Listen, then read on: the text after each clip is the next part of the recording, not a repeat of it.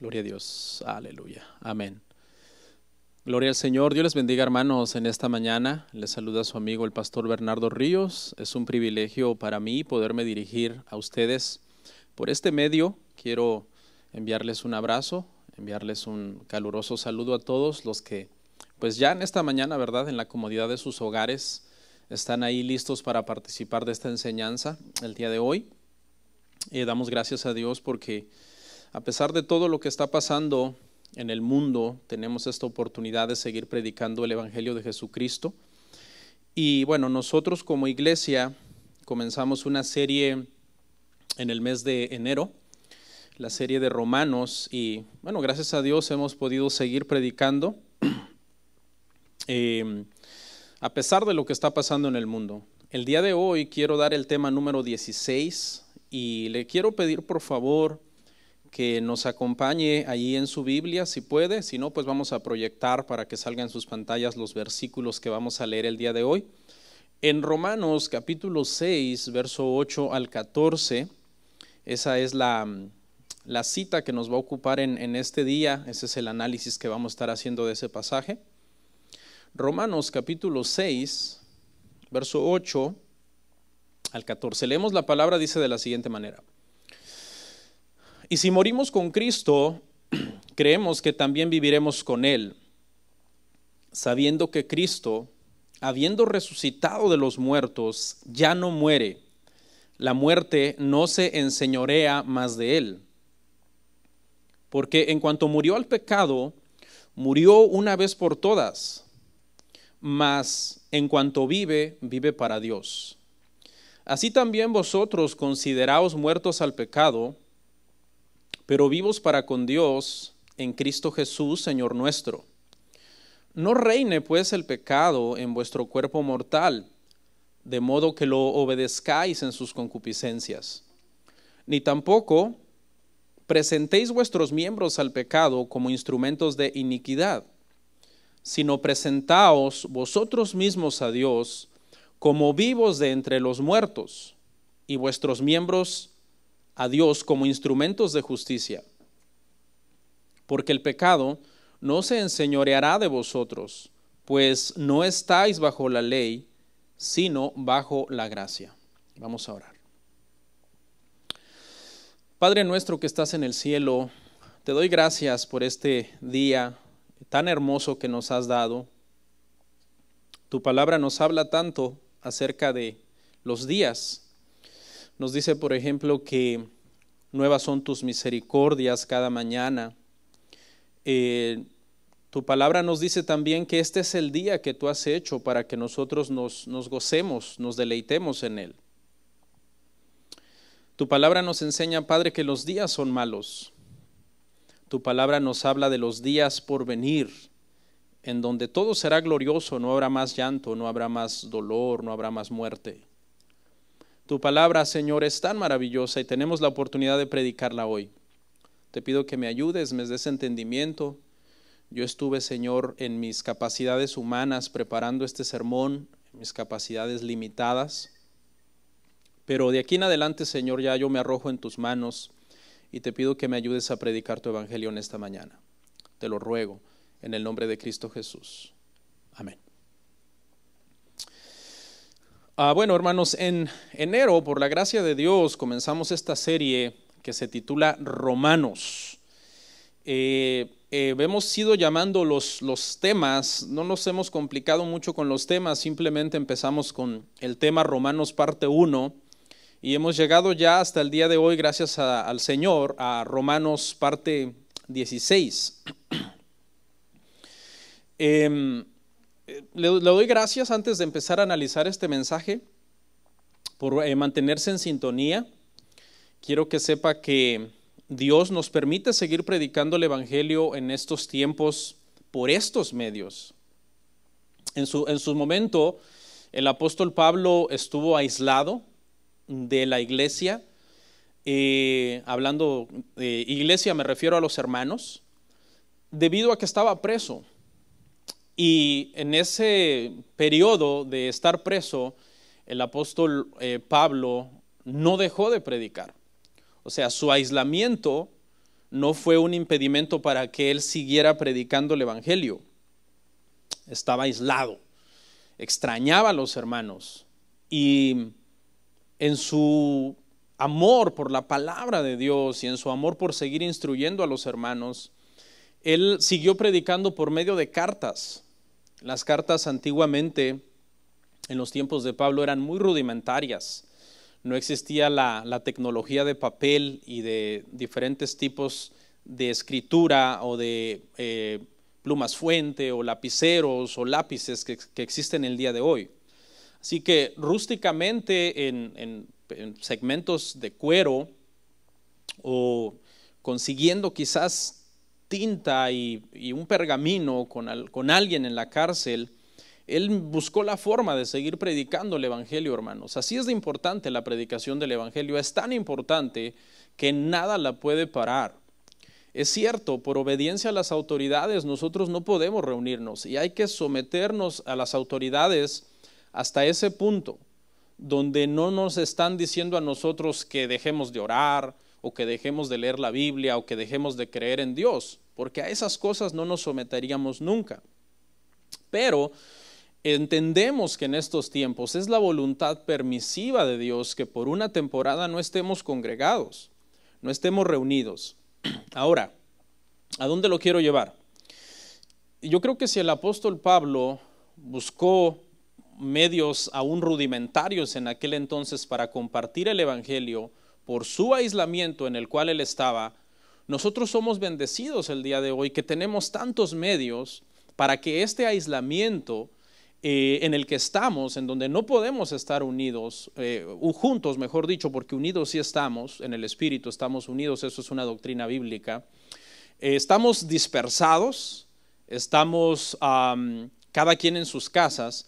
Y hoy nosotros tenemos la oportunidad de compartir el evangelio por este medio, por el internet. Gracias a Dios por eso.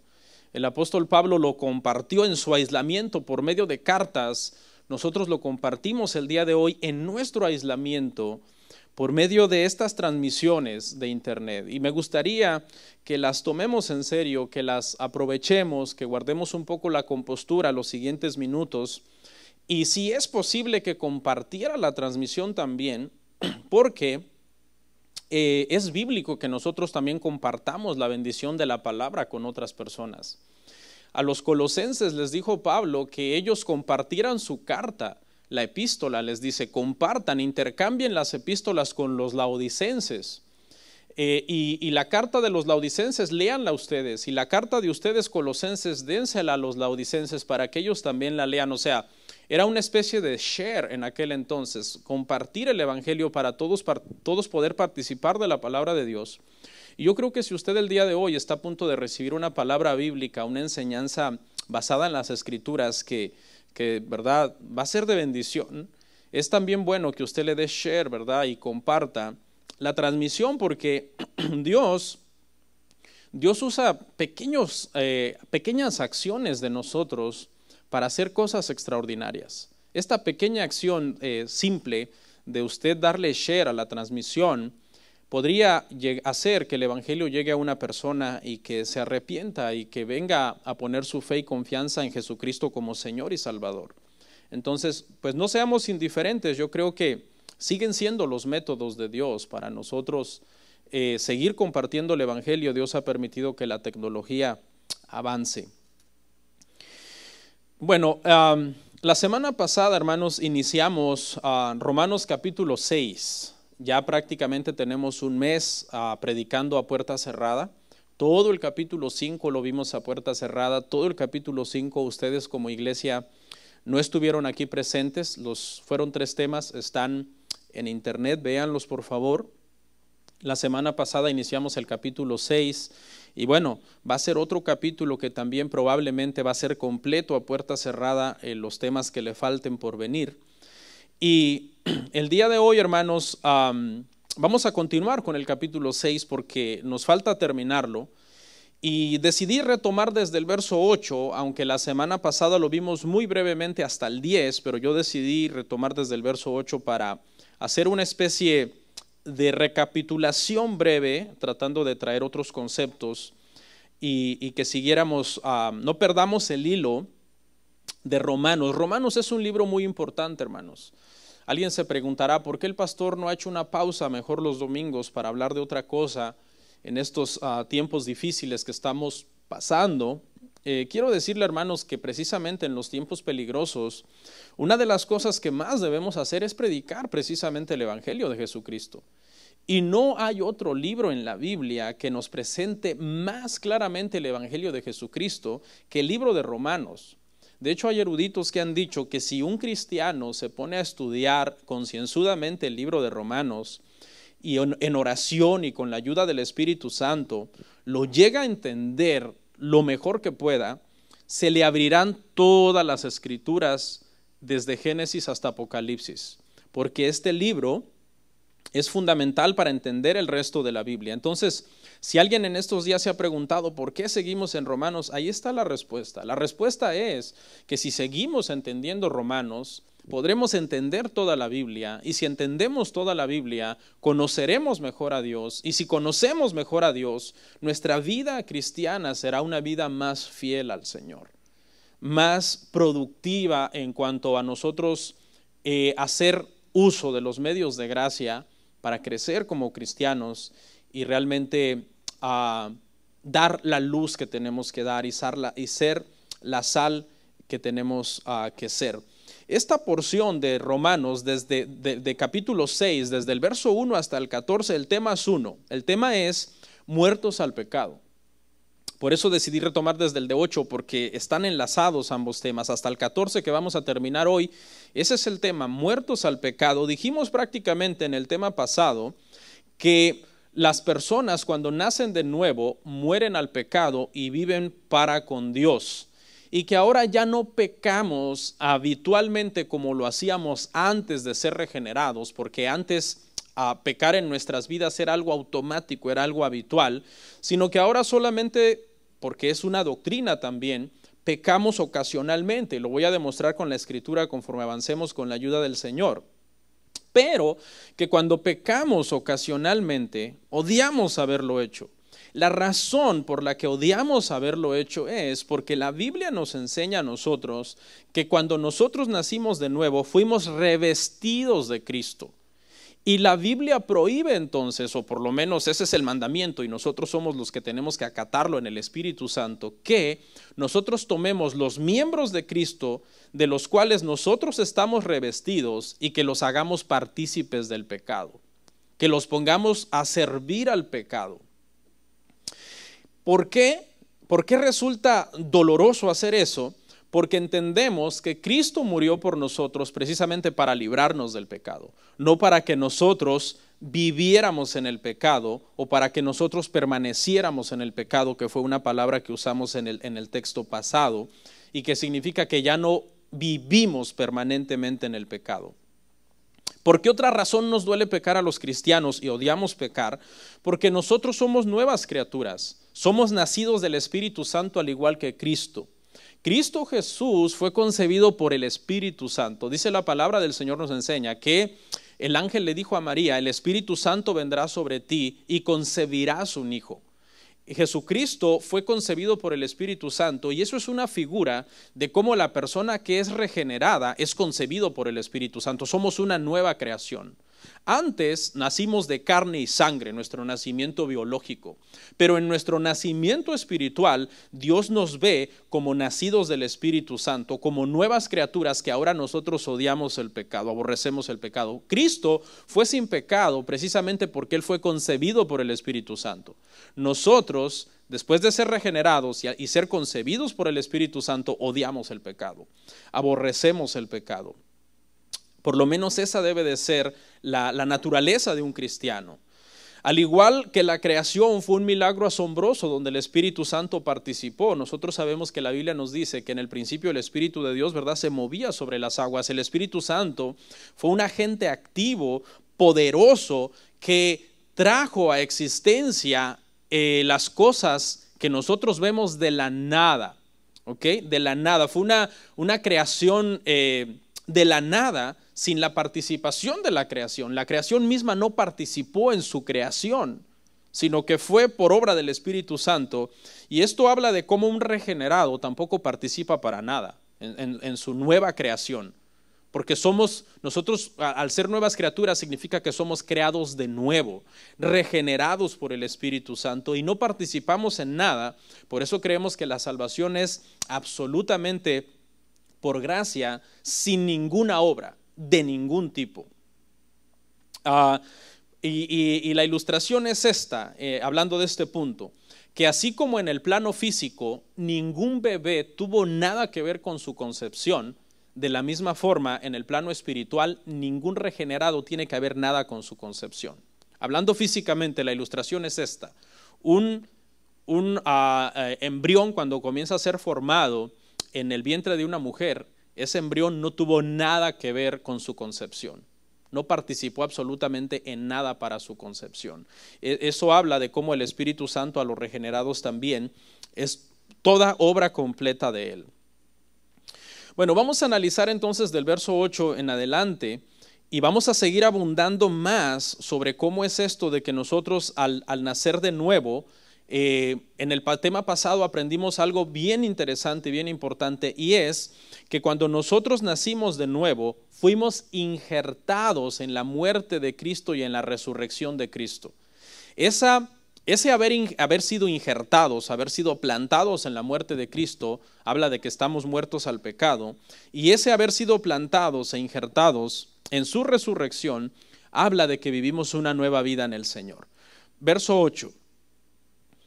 Y si morimos con Cristo, creemos que también viviremos con Él. Creemos que también viviremos con Él. Esto habla obviamente de la santificación, eso fue el tema pasado. La vida de santificación del creyente, la cual entendemos, hermanos, y nosotros ya hemos hablado demasiado de la santificación, que es un proceso que se va completando en nuestra vida porque tenemos un modelo, tenemos un ejemplo. La Biblia llama a Jesucristo en este sentido nuestro varón perfecto y nuestro modelo por excelencia. Ahora, dice, si morimos con Cristo, creemos que también viviremos con Él. Viviremos con Él, automáticamente cuando lo leemos pensamos en la eternidad. Pensamos en que al morir vamos a pasar la eternidad con Cristo, y eso es verdad. Creemos en eso, fielmente.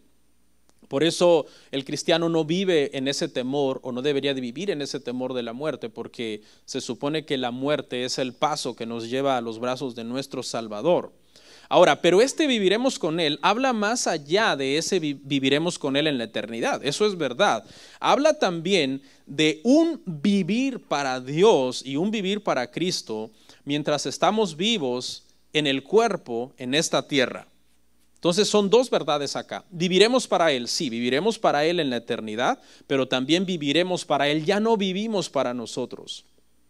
Una vez que nosotros nacemos de nuevo, ahora nosotros vivimos para hacer la voluntad del Señor. La regeneración es una marca en nuestras vidas. Gálatas 6:17 nos dice esto.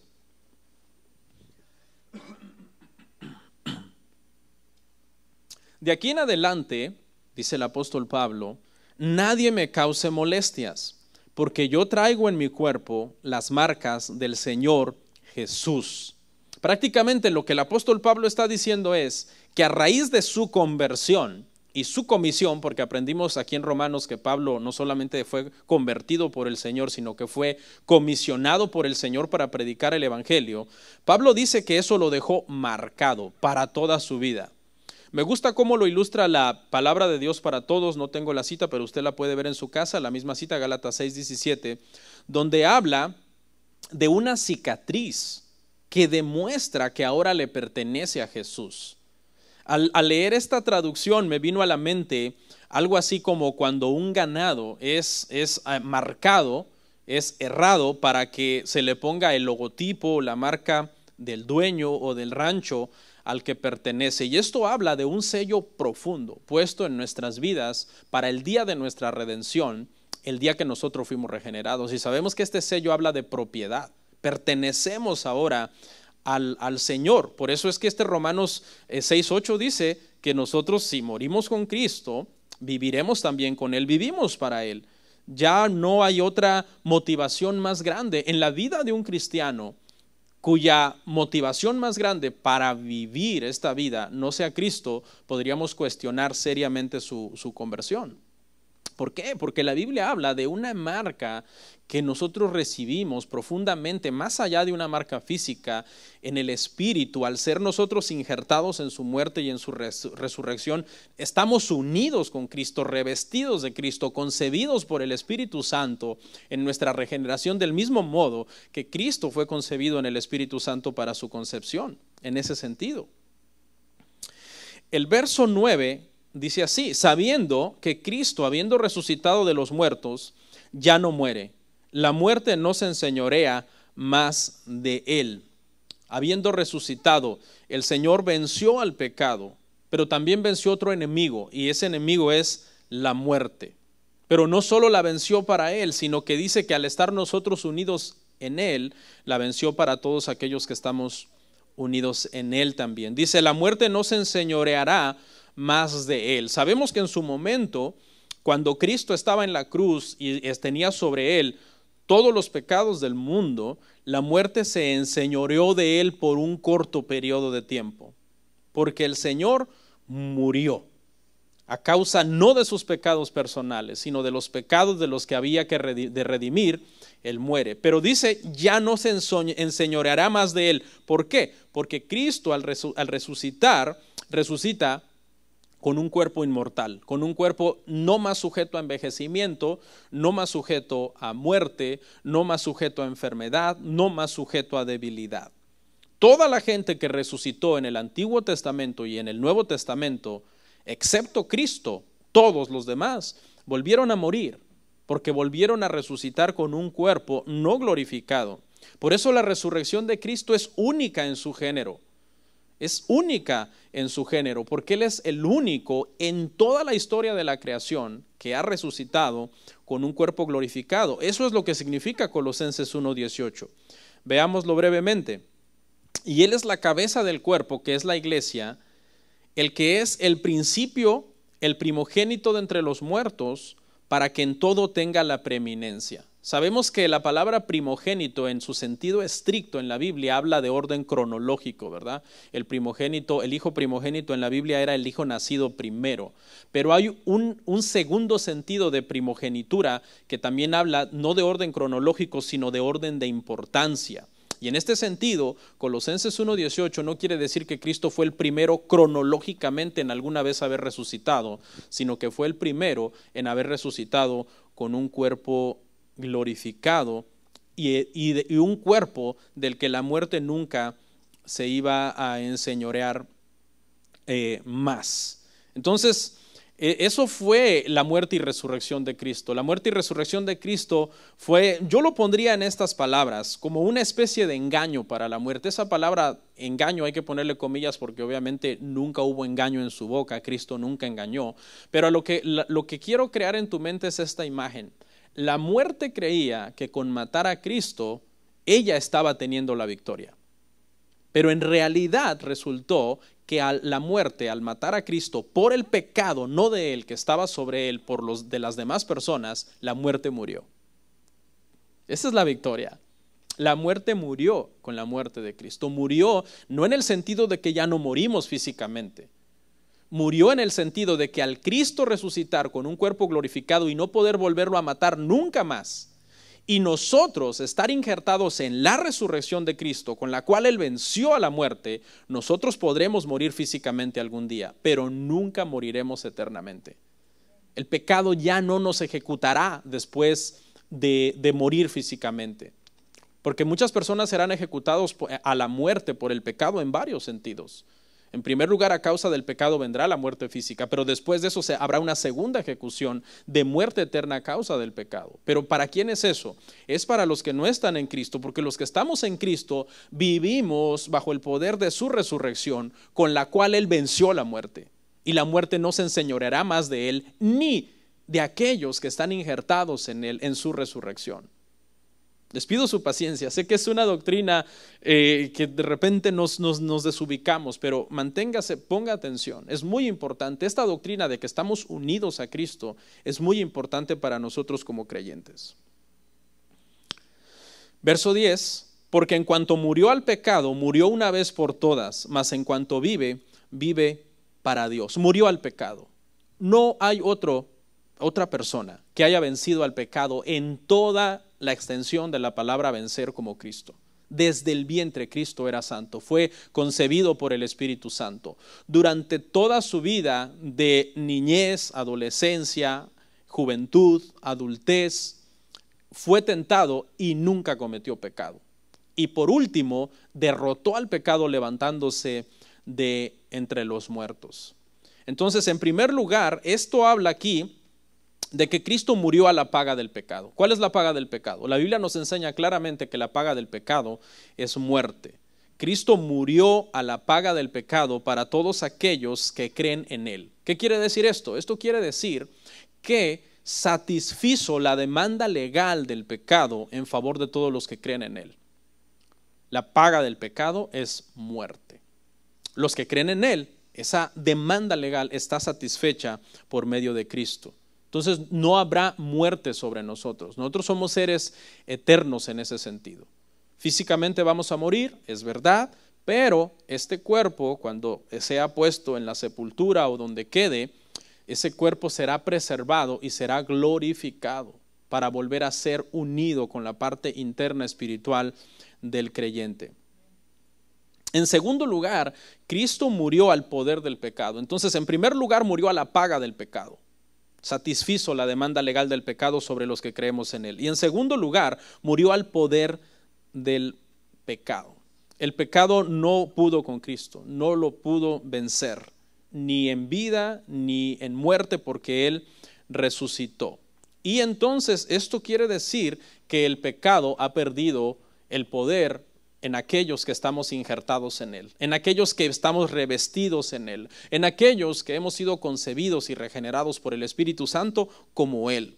Y esto aplica a tanto cristianos maduros como inmaduros. Por eso la santificación, decíamos la semana pasada, la santificación es un proceso que inicia exactamente un segundo después, podríamos decir, o milisegundo después de la justificación. La justificación y la santificación son hermanos gemelos, van juntos, son inseparables. Si hay justificación verdadera, porque una persona ha nacido de Dios por el Espíritu Santo, inmediatamente comienza la santificación. Aunque tú de repente veas que la persona no es muy madura, porque no conoce mucho la Escritura, porque de repente le falta ir creciendo en entendimiento de doctrina, en su trato con los demás, en su carácter, pero no importa. La santificación es algo que es demandado tanto de cristianos maduros que tienen años en el Evangelio, como de cristianos, maduros, desde cristianos maduros que tienen años en el Evangelio, hasta cristianos inmaduros recién convertidos. ¿Por qué? Porque desde el momento que fueron justificados es necesario que haya empezado un proceso de santificación. Dice, al pecado murió una vez por todas, es decir, fue una victoria aplastante, hermanos, sobre el pecado. No tiene que morir más Jesucristo para volver a vencer al pecado. Lo venció una vez y para siempre, muriendo en esa cruz del Calvario, donde la ira del Padre se derramó sobre el Hijo.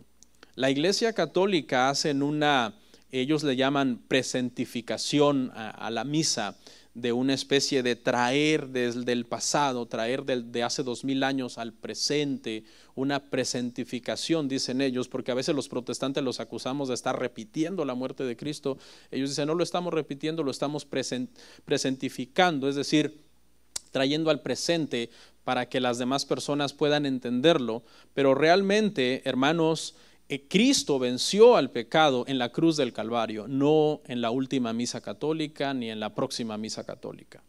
Murió una vez, dice, por todas, y derrotó entonces al pecado. Ahora, así como Cristo, aquí hay una enseñanza para nosotros, los que estamos unidos a Él. Recuerda, esta enseñanza la estamos viendo así. Lo que aplica a Cristo aplica a nosotros.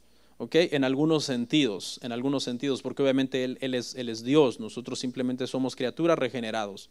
Pero si Cristo murió una vez por todas, esto habla de que nosotros también morimos al pecado una vez. Y esto es importante aclararlo.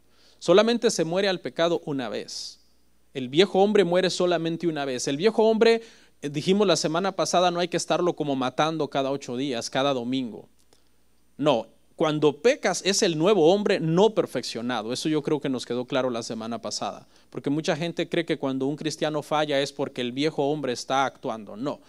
Nosotros, así como Cristo murió una vez, morimos también una vez. Por eso no creemos en que el cristiano puede ser reconvertido. El cristiano no puede ser reconvertido. Que digamos que, se convirtió al Señor, luego cometió un pecado y hay que hacer una oración por él para que se vuelva a reconciliar y vuelvan a ser de nuevo. De hecho, hay movimientos evangélicos que hasta acostumbran llevar a sus miembros cada 3-4 meses a un retiro espiritual o a un encuentro con el propósito de que se vuelvan a convertir o que vuelvan a ser liberados de los demonios del pasado, que ya habían sido liberados una vez más. Eso es absolutamente errado y contradice la doctrina de la justificación que sucede una sola vez. Porque de la misma manera que en lo natural un bebé no nace muchas veces, nace una vez. De la misma forma un cristiano no necesita 3, 4, 5, 6 conversiones a lo largo de toda su vida para asegurarse de que sí nació de nuevo. ¿Por qué? Porque el viejo hombre murió el día de la regeneración. Murió en pasado y está bien muerto. En cuanto vive, para Dios vive. ¿Qué quiere decir esto? Bueno, Cristo vivió toda su vida para Dios. Toda su vida para Dios. Pero hubo un momento en que el pecado del mundo estaba sobre él. Y en ese momento Cristo gritó en alta voz: Elí, Elí, lama sabactini, Padre mío, ¿por qué me has desamparado? Y hubo un lapso de entonces de tiempo breve en que el pecado estaba sobre Cristo. Y pareciera como que en ese momento Cristo no estaba viviendo para Dios. Cristo había vivido toda su vida para Dios, pero en ese momento hay una especie de abandono breve y temporal. Pero en cuanto ahora vive, después de ser resucitado, no hay absolutamente nada que separe al Hijo del Padre. Ascendió al cielo, dice la palabra, está sentado a la diestra del Padre, intercede por nosotros.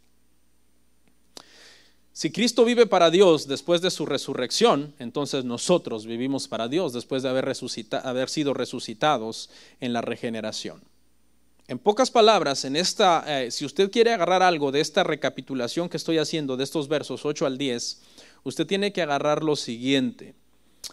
Así como Cristo murió y resucitó, al estar nosotros unidos en Él, nosotros también estamos muertos al pecado y ahora vivimos para Dios. En resumen, eso es lo que estos versos 8, 9 y 10, que son 3, nos hablan. ¿Cómo sé que esta conclusión es verdadera? El resumen de estos 3 versos, 8, 9 y 10. ¿Cómo sé que mi conclusión es verdadera? Porque es exactamente lo que nos confirma el verso 11. Lo leemos. Dice: así también vosotros considerados muertos al pecado, pero vivos para Dios en Cristo Jesús, Señor nuestro. Aquí está la confirmación de lo que estamos diciendo. Esa palabra sí también, esa frase así también es una transición entre el verso 10 y el verso 11, como diciendo todas las verdades que les acabo de enseñar desde el verso 1 hasta el verso 10, entonces así ustedes también considérense muertos al pecado, porque de estas dos verdades es de las que les he estado hablando. Están muertos al pecado y vivos para el Señor. Alguien diría: pastor, ¿será tiempo de que estemos hablando la doctrina del pecado? Decía yo en mi introducción que es tiempo de predicar el evangelio. Y es muy importante entender que la doctrina del pecado es parte fundamental del evangelio, de la salvación. Porque eso es el evangelio. El evangelio son 2 noticias. La primera es mala, que todo mundo nace destituido de la gloria de Dios porque somos pecadores en Adán. Eso es el evangelio. Y la segunda, la buena noticia, que es parte del evangelio, es que ahora nosotros, por estar en Cristo, podemos tener vida eterna. Porque precisamente Él vino a hacer todo este trabajo de morir a la paga del pecado y de morir al poder del pecado, para que los que estamos en Él también estemos muertos a la paga del pecado y muertos al poder del pecado. Es bien importante, es tan importante esto del tema del pecado, que yo me voy a tomar la libertad en la siguiente porción del sermón de hablar de algunas posturas equivocadas acerca de esta doctrina del pecado. La doctrina del pecado es toda una ciencia, hermanos. La amartiología se encarga de estudiar todo lo que tiene que ver con el pecado porque es muy importante. Es una doctrina quizás muy olvidada y muy poco enseñada y muy mal comprendida precisamente por eso. Porque se enseña tan poco en las iglesias que mucha gente tiene posturas tan erróneas acerca del pecado. Por ejemplo, esa postura de que un cristiano al pecar tiene que volverse a convertir y volver a hacer una oración para volver a aceptar a Cristo en su corazón, viene de allí, viene de no entender la doctrina del pecado. Así que en los siguientes minutos quiero tomarme el tiempo para explicar así brevemente algunas posturas erróneas. Por ejemplo, está la postura de la supergracia acerca del pecado. Uno de sus máximos expositores fue fue un consejero de una familia apoderada en Rusia. Este consejero se llamaba Rasputín, su apodo era el monje loco. Y este hombre, abusando de la gracia, decía que ser un pecador normal no era bueno, que para darle más gloria a Dios era necesario ser un pecador extraordinario. Hay versículos en el libro de Romanos que si nosotros no tenemos cuidado de cómo entenderlos, pareciera dar a entender que Rasputín tenía razón. ¿Por qué? Porque en el libro de Romanos, en el capítulo 3, usted lo puede leer en su casa después, Pablo explicó que la incredulidad de algunos judíos no había anulado la fidelidad de Dios. No había anulado la fidelidad de Dios. Al contrario, la incredulidad de algunos judíos había revelado la fidelidad de Dios. Y basado en ese mal entendimiento de esos pasajes, dijeron, bueno, si mi pecado resalta la justicia de Dios, si mi injusticia resalta la justicia de Dios, entonces vamos a pecar. Y al parecer en Roma se había llegado a creer esta postura a una considerable dimensión. ¿Por qué Pablo dijo eso en Romanos o dio a entender eso en Romanos? Le doy un ejemplo. Lo hizo para explicarles a las personas que Dios había hecho una promesa a Israel como nación y que Dios, al ser fiel a sus promesas, iba a cumplir esa promesa. Y que esa promesa no iba a ser anulada por algunos apóstatas en la nación, sino que Dios iba a tener un remanente de personas fiel. Y por ejemplo, un claro ejemplo, lo vimos en un tema pasado, es el tema de Elías. Elías era el único profeta, creía él, que no había doblado sus rodillas ante Baal. Y el Señor le dijo, no, yo tengo 7,000 personas que no han doblado su rodilla ante Baal. Dios tenía un remanente de personas fieles en una nación donde la mayoría eran apóstatas.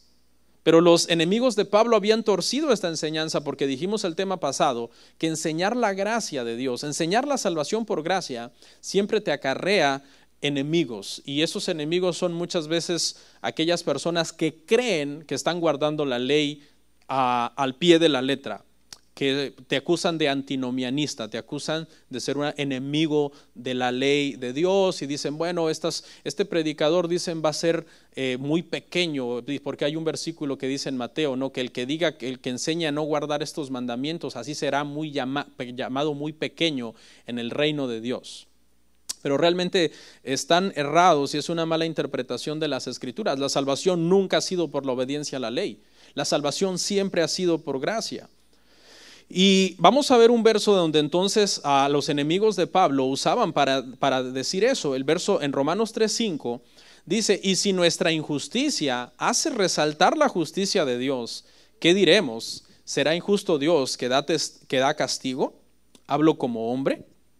Ahí está, esos son los versos que usaban para decir que Pablo estaba enseñando una supergracia en donde ahora tú habías sido salvo por gracia y una vez salvo tú podías vivir una vida en pecado, porque si la salvación no era por obras no tenías que hacer ninguna obra para retener la salvación, en el mal entendimiento de las personas, porque mucha gente tampoco no entiende cuál es el papel de las obras en la vida del cristiano. No lo entienden y todo esto viene de un mal entendimiento de la doctrina de la salvación, la justificación, la santificación y la doctrina del pecado. Pero en el verso siguiente, que no lo traje, pero usted lo puede ver ahí en su Biblia, Pablo contesta enérgicamente, en ninguna manera. La forma más enérgica en el griego de decir no, absolutamente no. Es que el pueblo había entendido lo siguiente, lamentablemente los judíos habían llegado a entender que por el simple hecho de ser descendientes de Abraham iban a recibir un trato VIP de parte de Dios. Pero eso realmente nunca fue así. Dios había prometido a la nación como un colectivo, pero eso no eximía de que los rebeldes recibieran su castigo. Por eso Coré y a toda su familia se los tragó la tierra. Por eso vemos juicios tremendos sobre muchos israelitas. Entonces no era que la injusticia de ellos revelaba la justicia de Dios, no era así como ellos lo entendían. Pero para pasar a otra postura, esta postura que vimos de la supergracia, que lleva a un extremo la gracia y la abusan creyendo que hay que pecar para darle gloria a Dios, está, por ejemplo, la postura de que el pecado ya no existe más. Esta es una doctrina también. Y a lo largo de la historia ha sido creída por sacar de contexto algunos versículos, de la misma forma que sacaron de contexto el versículo de Romanos. Pero uno de sus expositores de esta creencia fue la famosa secta Creciendo en Gracia. No sé si todavía existe, la verdad, porque el líder de esta secta murió, comenzó a decir muchas cosas completamente fuera de lugar. Primero dijo que era Cristo, después dijo que era el anticristo, después mandó a sus seguidores a tatuarse el 666, después dijo que su secta iba a pasar por una transformación y creían una sarta de herejías, como por ejemplo decir que Adán en realidad era Satanás, que por eso el pecado había entrado por Adán y que Cristo vino a deshacer las obras del diablo, o sea, las obras de Adán, y que por eso en Romanos habla de que en Adán todos mueren, mas en Cristo todos son vivificados. Pero el entendimiento de esta secta era de que el pecado no existe más. La secta pasada dice, o la creencia pasada dice que tú puedes pecar una vez que has nacido de nuevo y no importa porque la salvación es por gracia. Esta secta enseñaba que el pecado ya no existe, basados en Hebreos 2:14. Lo leo rápido, dice: así que por cuanto los hijos participamos de carne y sangre, también participó de lo mismo, para destruir por medio de la muerte al que tenía el imperio de la muerte, esto es, al diablo. Y ellos, basados en esto, creen que el diablo fue destruido en la cruz del Calvario y por lo tanto, si el diablo fue destruido, el pecado también, y el pecado ya no existe. Porque hay un verso también que dice que Cristo terminó con el pecado, pero en la exégesis que hicimos de él la semana pasada dijimos que con lo que terminó fue con el poder del pecado, que ya lo vimos, sobre los que están en él. Este entendimiento de Hebreos 2:14 es completamente erróneo a la luz de la Escritura. Alguien diría, no, pero pastor, ahí lo dice claramente. Hebreos 2:14 dice claramente en la parte final que él, para destruir por medio de la muerte al que él tenía el imperio de la muerte, esto es el diablo. Por eso es muy peligroso que nosotros torzamos las Escrituras o saquemos de contexto un versículo sin conocer el resto de las Escrituras. Porque esa interpretación, ¿cómo sabemos que esa interpretación es errada? Porque contradice el resto de las Escrituras, contradice el Nuevo Testamento, por lo tanto la interpretación debe ser otra. Y un verso que contradice específicamente es 1 de Pedro 5:8. Pedro dice lo siguiente: sed sobrios y velad, porque vuestro adversario el diablo, como león rugiente, anda alrededor buscando a quien devorar. Entonces la interpretación de Hebreos 2:14 de que esa frase lo destruyó, habla de que no existe más Satanás, debe de estar errada y por lo tanto significa que lo que destruyó fue su poder. Destruyó el poder, el diablo tener poder hacer lo que él quiera con los creyentes. Él no puede hacer lo que él quiera con los creyentes, ese poder le fue quitado. Por eso que para venir a destruir a Job tuvo que pedir permiso, para venir a tocar a Pedro tuvo que pedir permiso. Porque los creyentes no estamos en las manos de Satanás. Mucha gente cree que cada vez que sucede algo que no va de acuerdo a lo que ellos quieren que suceda, es el diablo. Eso no es así. El diablo no es soberano. El que es soberano es Dios. Nosotros estamos en las manos de Dios, no de Satanás. Entonces esta postura es completamente errónea de que el pecado ya no existe. Entonces, si tú naces de nuevo, dice esta postura, tú no puedes pecar porque el pecado no existe para ti, no existe más. Cristo terminó con él, así que tú puedes hacer lo que tú quieras. Y viene otra postura que es la postura del perfeccionismo. La postura del perfeccionismo es muy asumida por algunas iglesias pentecostales. Esta posición proclama que no solamente es posible, sino necesario y obligatorio alcanzar una plenitud en que el creyente al nacer de nuevo no comete pecado más, ni de acción ni de pensamiento. Quiero aclarar que algunos movimientos pentecostales, no todos, porque acuérdense que pentecostales hay de todo tipo. Está, por ejemplo, el típico pentecostal que es unitario. Hay muchos pentecostales que son unitarios, no creen en la Trinidad. Están los pentecostales trinitarios también. Está el pentecostalismo clásico, ¿verdad? Mucho que se plegan mucho a un movimiento que se llama el movimiento de santidad externa, que enseñan que el pantalón fue creado por el diablo. Pero también están los neopentecostales que enseñan que el pantalón no fue creado por el diablo, sino por Dios. Entonces, espero no herir susceptibilidades, ¿no?, de algún pentecostal que esté por ahí conectado, pero sí hay un movimiento y un grupo de pentecostales que enseñan que el cristiano debe vivir en perfección, sin pecar nunca, ni de acción, ni de pensamiento. Le voy a dar una pista si usted quiere identificar a este grupo. Una de las características de este grupo que creen en esta enseñanza es que ellos creen que el cristiano, después de nacer de nuevo o el día que nació de nuevo, puede recibir una segunda bendición de parte de Dios. La segunda bendición, por lo general, ellos le llaman el bautismo del Espíritu Santo. Ellos enseñan que una persona, tú oras por él, lo haces repetir una oración, mira, repite esta oración, quiere aceptar a Cristo, Cristo te va a ayudar con tus problemas, te va a solucionar todo. La gente dice sí. Repite esta oración, Señor Jesús, te dejo entrar a mi corazón, etcétera, etcétera. La oración no es mala, lo malo es que mucha gente que la hace realmente no está arrepentida de sus pecados, ni entiende qué es pecado, ni entiende la vida nueva a la que el Señor le está llamando, ni entiende el Evangelio. Entonces, bueno, acabó la oración, se hace el anuncio, hermanos, tenemos una fiesta en los cielos porque este hermano hizo la oración y ya es cristiano. Entonces, ahora, hermano, usted necesita buscar el bautismo del Espíritu Santo y unas señales que hable lenguas. Y allí, en esa segunda bendición, usted va a ser investido con un poder tan grande que prácticamente Dios va a mandar un fuego purificador en usted tan grande que usted va a hablar lenguas y va a ser una manifestación externa gloriosa y visible, todos lo vamos a ver, y usted va a ser capacitado de ahí en adelante para no pecar más. Aunque usted no lo crea, esta es una enseñanza que un grupo pentecostal cree y enseña. Y alguien diría, pero pastor, tienen razón ellos, porque miren lo que dice Mateo 5:48, ahí es, porque este es el verso en el que ellos se basan. Hay varios, pero este es el principal. Mateo 5:48 dice, sed pues vosotros perfectos, como vuestro Padre que está en los cielos es perfecto. Ahora, es bien importante, mire, el error que se cometió con Hebreos 2:14 de la secta Creciendo en Gracia, de entender ahí que destruido significa dejó de existir, cuando en Pedro dice, cuídense del león rugiente. Pedro no diría que se cuiden de alguien que dejó de existir. No, él sabe que dice no ignoremos las maquinaciones de Satanás. Y aquí se comete el mismo abuso porque la palabra perfecto no siempre es perfecto. Por ejemplo, a veces tú le mandas a hacer un quehacer a uno de tus hijos y lo hizo muy bien. Muy bien, tú no esperabas que lo hiciera tan bien. Y tú le dices perfecto, pero realmente no hay nada perfecto en este mundo. Este mundo caído y en pecado, todo tiene defecto. Todo tiene error, alguien lo pudo haber hecho mejor todavía.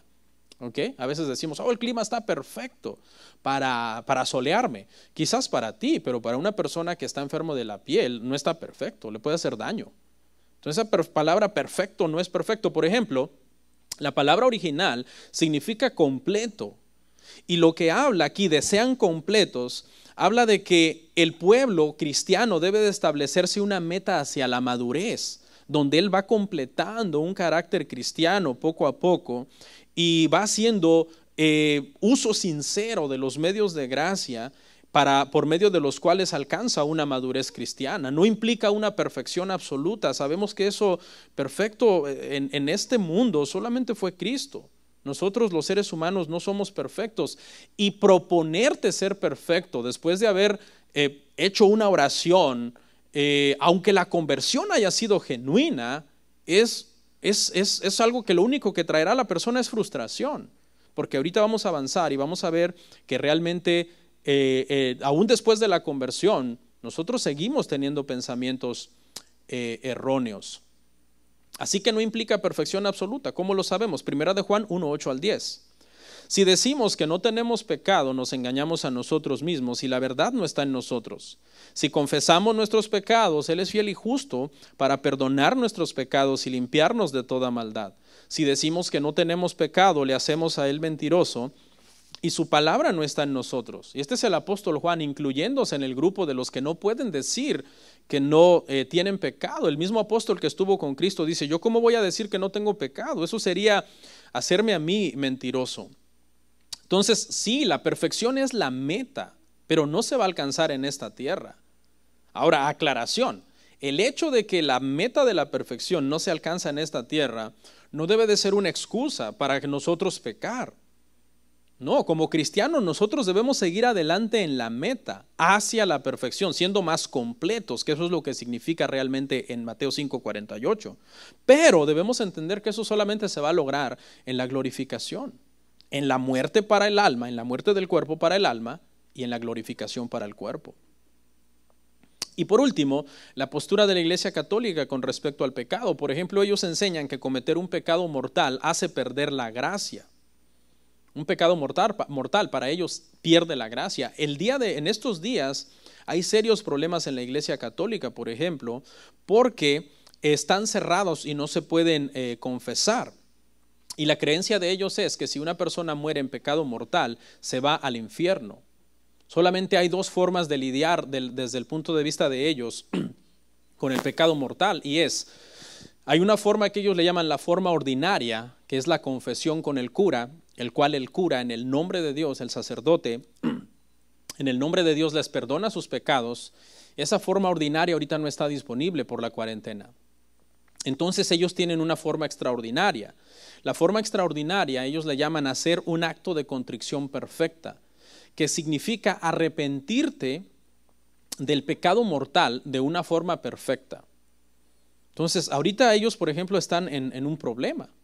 ¿Por qué? Porque al no haber curas que los absuelva de su pecado y les perdone su pecado, esa es la forma ordinaria. Ok, no tenemos la forma ordinaria. Vamos a la forma extraordinaria. Me voy a arrodillar y voy a comenzar a hacer un acto de contrición perfecta, un acto de introspección interna, de analizarme a mí mismo y de arrepentirme de mis pecados de una forma perfecta. Pero hay un problema. Ningún católico puede jactarse de decir, hice un acto de contrición perfecta. Lo único que se pueden es arrojar a que yo lo hice, pero no sé si es perfecta, porque eso solamente Dios lo sabe. Entonces, esto es un mal entendimiento del pecado. Prácticamente para ellos nunca son salvos sino hasta el último segundo. Pasan trabajando por su salvación hasta el último segundo en sus vidas. ¿Por qué? Porque nadie les puede garantizar que su acto de contrición fue perfecta. El pecado es muy mal comprendido, como hemos visto. ¿Cuál es nuestra postura? Nuestra postura la vamos a ver ahorita en el verso 11, 12, 13 y 14. Nuestra postura acerca del pecado es una postura bíblica. Y es de aquí de donde nosotros sacamos nuestra postura del pecado. Y en pocas palabras, la postura es fácil. La postura es que el creyente ya murió al poder del pecado, pero tiene una batalla continua contra el pecado y contra Satanás, debido a que el pecado está todavía atrincherado en nuestros miembros. Y eso es algo que Pablo va a seguir desarrollando en lo que falta del capítulo 6 y en el capítulo 7, donde él mismo se presenta como un ejemplo, donde él mismo dice, miserable de mí, ¿quién me librará de este cuerpo de muerte? Hasta que lleguemos al 8 y sigamos adelante entendiendo esta doctrina. Pero esta es nuestra postura y aquí está donde nosotros nos basamos. Alguien ha usado la siguiente ilustración para hablar acerca del pecado en la vida de las personas. Usan la ilustración de la resurrección de Lázaro. Dicen, Lázaro estaba muerto, el Señor lo resucitó, y eso lo vamos a hacer un paralelo con nuestra regeneración. El Señor nos resucitó a una nueva vida. Dice, pero Lázaro, cuando estaba muerto, estaba atado con unas vendas, con unos sudarios, y la verdad es que yo no creo que haya tomado más de unos 10 minutos soltar a Lázaro. O sea, a Lázaro tomó un poco de tiempo haberlo liberado, porque dijo el Señor Jesucristo, suéltenlo y déjenlo ir, ¿no? Cuando él ya había resucitado. Ahora, esta ilustración tiene su limitación, porque así como Lázaro resucitó de un momento a otro a vida, nosotros también fuimos regenerados de un momento a otro. Aquí es donde la ilustración ya tiene su defecto, porque a Lázaro le tomaron unos 10 minutos, 15 minutos soltarlo de sus vendas, de su sudario, pero el cristiano le toma toda su vida irse liberando de los harapos del pecado. Es un proceso, por eso la santificación es un proceso. Y hasta ahí llega la ilustración. Vamos a ver el verso 11. Romanos 6:11. Así también vosotros consideraos muertos al pecado, pero vivos para Dios en Cristo Jesús, Señor nuestro. ¿Ok? Y esto así también, en la primera parte que vamos a hablar aquí es de la capacidad de saber, de saber estas dos verdades. Esto es lo que vamos a ver aquí, saber dos verdades. El cristiano debe saber estas dos verdades. Está muerto al pecado, vivo para Dios. Muerto al pecado, vivo para Dios. ¿Por qué? porque Cristo ya pagó la deuda, terminó con el pecado, terminó con el castigo. Y entonces por eso Romanos 8:1 dice, habrá pues ninguna condenación ahí para los que están en Cristo. Ya vamos a llegar ahí, primeramente Dios, ¿ok? Pero entonces ahora un cristiano vive su vida de cara a Dios. Coram Deo, dijeron los reformadores. Vivimos nuestra vida de cara a Dios, como si todos los días la cara de Dios estuviera acá enfrente de nosotros. Por eso es que la Reforma trajo un avance científico, tecnológico y sacó al mundo del oscurantismo prácticamente a todo lo que el mundo es hoy, porque la gente comenzó a hacer bien las cosas, en todo el sentido de la palabra bien, no solamente espiritualmente, sino en el trabajo, en los estudios, en la ciencia, en todo. Así debemos ser los cristianos, lo más excelentes que podamos para la gloria de Dios, obviamente no para la gloria de nosotros. Prácticamente este pasaje habla de tener bien clara nuestra nueva identidad. Este pasaje habla de identidad, pero no esa identidad, hermano, de descubre al campeón que hay en ti. Porque mucha gente habla de identidad desde un sentido, desde un punto de vista de, oh, tu nueva identidad en Dios es que ahora eres un príncipe y una princesa del Señor. Bueno, no. Esta identidad de la que habla aquí, Romanos 6:11, es esto, que tú tengas bien entendido que estás muerto al pecado y vivo para Dios. Esa es la identidad de que habla este verso. Sepan esto, así que ustedes también sepan esto. El conocimiento es importante, hermanos. Mire lo que dice Isaías 1:3. El buey conoce a su dueño y el asno el pesebre de su señor. Israel no entiende, mi pueblo no tiene conocimiento. No sé si usted alcanza a verlo, pero prácticamente el Señor dice, hasta los animalitos a veces tienen más entendimiento. Hasta los animalitos conocen que aquel es su dueño, que aquel es su Señor, que allá viene a traerle agua, que allá va a ir para llevarlo a comer, y los animalitos son bien inteligentes. Yo en mi niñez estuve en un rancho, los animalitos son así. Cuando ellos ven que el amo va a acercarse a sus, ¿cómo se llama?, a los lugares donde se les pone la comida o alguna vitamina que se les va a dar, ellos vienen solos. Tú puedes hablarle y ellos pareciera que entienden lo que tú les estás diciendo, aprenden a conocer la voz de sus amos. Dice, y sin embargo, dice, mi pueblo no me conoce a mí. ¿Se imagina que los animalitos tengan más entendimiento de conocer a su amo y que los cristianos no entiendan estas dos verdades, que están muertos al pecado y vivos para Dios y que ahora su amo es Cristo? Necesitamos, hermano, el conocimiento es importante. Hay gente que saca de contexto el verso que dice que la letra mata, pero y el espíritu vivifica. No, no hay que leer, no hay que estudiar, no hay que prepararnos, solamente hay que ayunar, orar, y eso es bueno. Pero tiene que ir acompañado de conocimiento también. Por ejemplo, en estos días los ateos están aterrorizando a los cristianos debido a lo que está pasando. Los ateos están haciendo memes burlescos, están haciendo mofa, están haciendo comentarios sarcásticos. Uy, los cristianos andan con su tapabocas y no que creen en Dios. Y no que la muerte más bien es ganancia. Y los ateos están haciendo prácticamente leña de los cristianos. ¿Ok? Porque dicen, y no estoy con esto respaldando la postura de los ateos, no, porque los cristianos debemos ser prudentes, debemos ser sabios. Aún el mismo Señor Jesucristo fue prudente en este sentido. Cuando el diablo le dijo, arrójate del pináculo del templo, el Señor no dijo, no, pues sí, ahorita como el Señor me va a guardar. No, Él dijo, no tentarás al Señor tu Dios. Entonces obviamente los ateos están errados y están atormentando a los cristianos. ¿Dónde está tu Dios ahora en tiempo de coronavirus? Pero los cristianos que conocen a su Señor, el pueblo que conoce a su Señor, está tranquilo, sabiendo que su Señor está en control de todas las cosas. Se cuenta una anécdota que en una ocasión un hombre llegó muy consternado a la oficina de su pastor. Estaba completamente devastado este hombre y llegó a la oficina de su pastor y le dijo, pastor, yo tengo una pregunta. El hijo de este hombre había acabado de morir. Le dijo, pastor, ¿dónde estaba Dios cuando mi hijo murió? El pastor respiró profundo porque a veces a los pastores nos toca responder preguntas muy difíciles. Y el pastor le dijo, Dios estaba exactamente en el mismo lugar donde él estaba el día que su propio hijo murió. O sea, Cada vez que pasa una tragedia en este mundo o nos pasa una tragedia a nosotros, ¿dónde está Dios? Dios está en su trono. El mismo lugar donde Dios estaba el día que Jesucristo estaba colgado en la cruz del Calvario.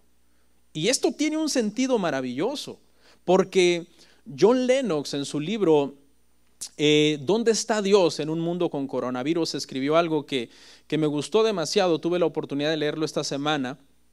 Es un libro bastante corto, se lo recomiendo, está gratis en formato electrónico, quizás más tarde lo publico el link para que lo bajen. Dice, si Cristo es el Dios encarnado, dice John Lennox en este libro, ¿qué estaba haciendo en una cruz? Bueno, entre muchas otras cosas, esto significa que Dios no se ha mantenido alejado del dolor y el sufrimiento humano, sino que Él mismo lo experimentó. Los cristianos creemos en un Dios sufriente. Los cristianos creemos en un Dios que, siendo Dios, voluntariamente decidió sufrir por nosotros en la cruz del Calvario.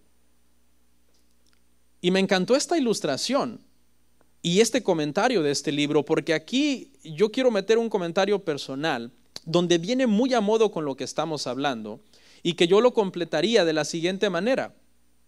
Sufrió para librarnos de la paga del pecado, que es la muerte, y del poder del pecado, que es la verdadera causa del sufrimiento. Y así como el pecado trajo sufrimiento al mundo, escuche, el pecado trajo sufrimiento al mundo, Cristo con su sufrimiento derrotó al pecado. Esa es la verdad detrás de todas estas cosas. Hermano, nosotros necesitamos ese conocimiento de Dios, entender más al Señor, pasar más tiempo en las Escrituras, pasar más tiempo en oración. Un pueblo que conoce al Señor, dice Daniel, que se esforzará. Verso ahí en Romanos 6:11, la parte B dice, consideraos muertos al pecado. La palabra aquí para consideraos es la palabra griega logizomai y habla de contarte.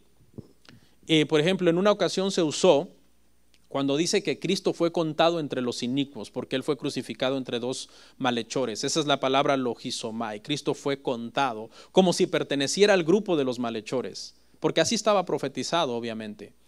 Obviamente el Señor no cometió ningún pecado personal, pero así estaba escrito. ¿Qué quiere decir esto? Que nosotros nos consideremos muertos al pecado. Quiere decir que nosotros nos contamos como un grupo de gente sobre los cuales el pecado ya no tiene poder. O sea, nosotros ya no pertenecemos a ese grupo, nos contamos fuera de ese grupo, de los que viven en pecado, de los que permanecen en pecado, porque en el tema pasado dijimos que Pablo dice, ¿cómo perseveraremos en el pecado para que la gracia abunde? En ninguna manera. Esas son las respuestas de Pablo, enérgicas, contundentes, en ninguna manera. Debemos contarnos entonces como en un grupo de personas que ya no se deleitan en el pecado. No creemos en el perfeccionismo, obviamente, porque si nosotros somos sinceros, todo el que ha nacido de nuevo sabe que seguimos experimentando contaminación en diversos grados en nuestra vida y en diferentes áreas de nuestra vida. Hay personas que a veces se convierten y tú ves cambios externos muy radicales, y gloria a Dios por eso. Su ropa, hasta su peinado, muchas cosas externas tienen un cambio radical después de la conversión, pero eso no significa que su corazón fue perfeccionado. Su corazón sigue en una lucha, sigue estando contaminado. ¿Por qué? Ahorita lo vamos a ver, vamos a leer la parte C del verso. Consideraos vivos para Dios. O sea, te consideras fuera de un grupo de los pecadores y te cuentas ahora dentro del grupo de los que viven para el Señor. Al nacer de nuevo quedamos automáticamente fuera de un grupo y pertenecemos a otro grupo. Verso 12, no reine pues el pecado en vuestro cuerpo mortal, de modo que lo obedezcáis en sus concupiscencias. No reine, antes reinaba antes de nacer de nuevo. Alguien que reina hace lo que quiere, da órdenes, da instrucciones, pero alguien que ya no reina, ya no tiene poder, ya no hay que obedecerlo. Antes era nuestro rey el pecado, hacía y deshacía con nosotros, pero ahora solamente sobrevive débilmente. El pecado es puesto, es que la palabra se me fue ahorita. Pablo pone al pecado aquí como un monarca destronado, es personificado, esa es la palabra que estaba buscando. Pablo personifica al pecado aquí como un rey destronado, resentido, que quiere volver a gobernar, pero que ya no tiene poder para gobernar. Ahora el creyente no se somete. Dice, en vuestros cuerpos mortales, de modo que le obedezcáis en sus concupiscencias. En el cuerpo mortal, en nosotros, al nacer de nuevo, nuestro cuerpo sigue siendo mortal, sigue siendo sujeto a envejecimiento, enfermedad, eventualmente corrupción cuando muramos. Cuando nosotros nos convertimos, en nuestra mente, en nuestra memoria, siguen habiendo cuestiones pecaminosas, cuestiones de recuerdos, de ideas. Por ejemplo, si una persona se convierte hoy a Cristo, después de haber vivido toda una vida de adulterio con muchas mujeres, es muy probable que mañana, un día después de su conversión, siga teniendo pensamientos de esos adulterios e imágenes en su mente de acciones que él cometía con las mujeres que él estaba. Por eso dice, hay un cuerpo mortal, es decir, memorias, ideas, pensamientos. Por eso más adelante Pablo le dice a los romanos, no os conforméis a este mundo, sino renovad vuestra mente, renovad el espíritu de vuestro entendimiento, y vamos a llegar ahí también con la ayuda del Señor. El pecado sigue atrincherado ahí en algunas partes mortales de nosotros que están sujetas todavía a la corrupción y a la contaminación del pecado, pero ya no tiene fuerza el pecado, o al menos así debería de ser en el convertido. Ya no tiene fuerza en nosotros. Dice, no reine de modo que le obedezcáis. Ya no le vamos a obedecer, porque no es nuestro rey, es solamente un sobreviviente, débil, sin fuerza, sin poder. Así que cuando sea tentado en algo, yo le doy un consejo: cuando esté siendo tentado, dígale, hola pecado, te recuerdo que ya no eres mi rey, Cristo es mi Señor, Cristo es mi amo. Verso 13, ni tampoco presentéis vuestros miembros al pecado como instrumentos de iniquidad, sino presentaos vosotros mismos a Dios como vivos de entre los muertos, y vuestros miembros a Dios como instrumentos de justicia. No presentéis vuestros cuerpos.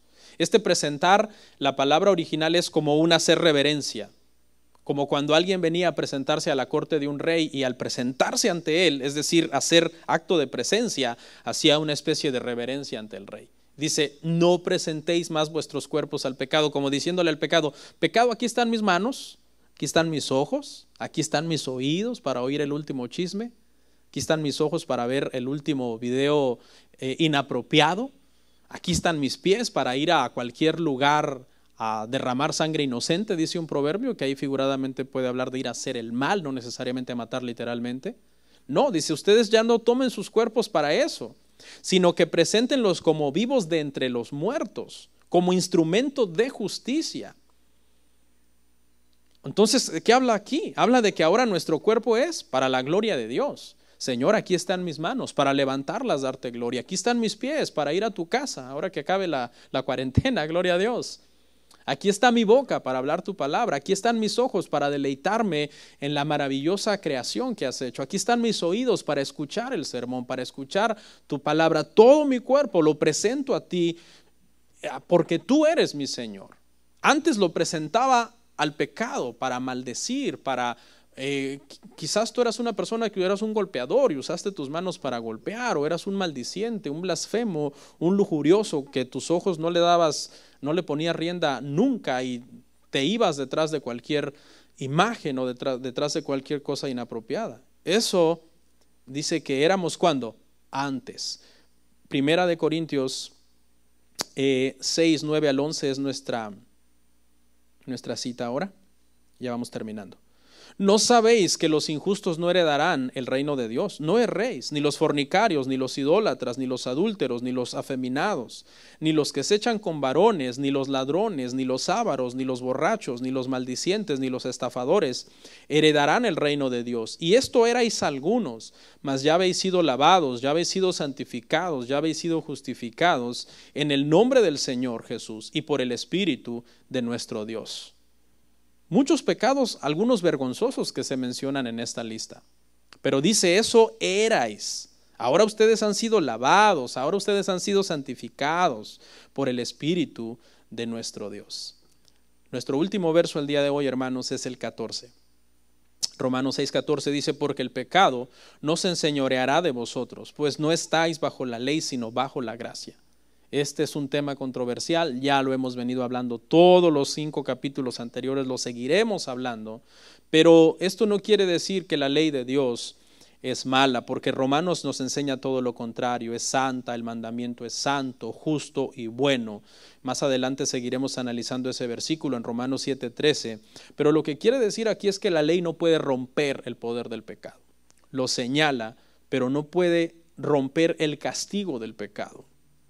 Solo puede reprender y condenar al castigo, al pecado. Y gloria a Dios por eso, porque revela la justicia de Dios, revela la ley, el carácter santo de Dios. Sí, pero ¿y qué más?